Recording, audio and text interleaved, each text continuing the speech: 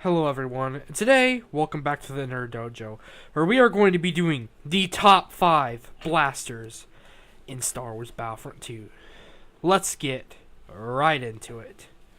Number 5, we have the CR2. This was a gun that I was very tempted, a blaster that I was very tempted to put in first place, like right off the bat, without even really testing out these weapons that I picked out to make sure that these 5 were actually the 5 most overpowered. But yeah, it is very powerful. It's great. High rate of fire. It's pretty good from short to medium ranges. It doesn't have a too incredibly high amount of recoil. But once you get to the farther ranges, damage is really going to drop off and not be that good. The CR2 is really good if you aim towards the head, obviously, because headshots, more powerful and everything. But I can't really say I'd really recommend the CR2. I mean, I would. It's like, let's just say it's the most overused gun in the game. It is the equivalent of the PPSH from Call of Duty World War II, the freaking E3 and 4 in the last game. This is that gun. This is the most overused and annoying one that you'll find yourself dying to the most from the assault class. Number 4, the A280. The A280 is actually not half bad.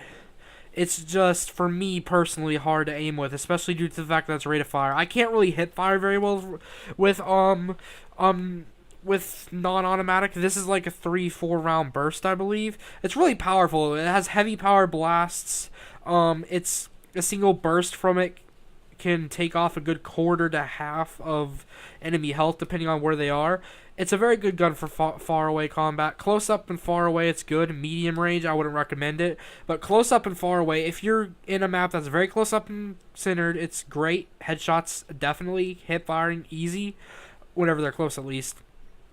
And far away ranges, you're just going to be able to get easy kills as long as you aim towards the head, obviously, still. So yeah, it's just overall a nice gun, and due to the fact that its range is better, then I'm going to have to say that the A280 is number 4. Number 3, the FWMB 10K. The FWMB, I hope I got that name right. The FWMB 10K, or the First Order Blaster, is basically the First Order's heavy blaster. This gun has moderate recoil, medium to high damage, and good range. I do find it is better for close quarters and medium quarters, medium centered sort of combat.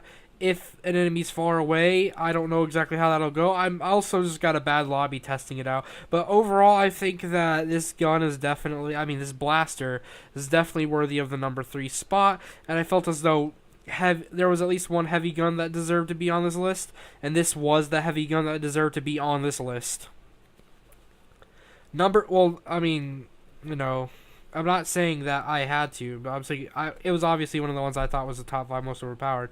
It's just, I wanted a heavy blaster right here also. Coming out my number 2 spot, we have the SR5. The SR5 is like a Magnum sort of type gun, I guess. It's really the Magnum, basically. It's like a revolver sort of gun. It has good damage. It has high recoil. But it's still controllable. If you can control it, then you will beast. I find this gun to be better to use in third person, so if you see a mixture of first and third person gameplay, that's because this gun is overall better for third person. It's a pain in the butt to use in first person sometimes, but just due to its very, very good damage and just, wow, its recoil can also help you get headshots that you weren't exactly expecting, but it can also let you down at times. But yeah, that's the SR5. And my number 1 spot for the best blaster in Star Wars Battlefront 2 is the EL-16 HFE. It is, I believe it's a resistance gun, and you unlock it after quite a bit. It's kind of a slower rate of fire version of the normal resistance starting weapon that you usually get anyways. It's slow shooting, slower rate of fire, higher damage, but increased recoil. If you can control this one, it's ultimately going to be your best friend. Really, I can just say that this gun is probably the most overpowered. It will give you the most kills. It is the most powerful blaster. It is the best blaster in this whole entire game. I definitely do think that. No, if there are some other picks that are better, then I might not even know that they're that good yet because I haven't unlocked them yet. I've unlocked, I'd say, about 3/4 of the blasters in this game. But yeah, that's just my opinion. This is my top 5 blasters in Star Wars Battlefront 2. Anyways, if you'd like to see more content like this and want to see more of this channel, just subscribe, like if you liked it, let me know in the comments or whatever. And until next time, this is Sensei from the Nerd Dojo, and I will see you in the next one. Bye-bye.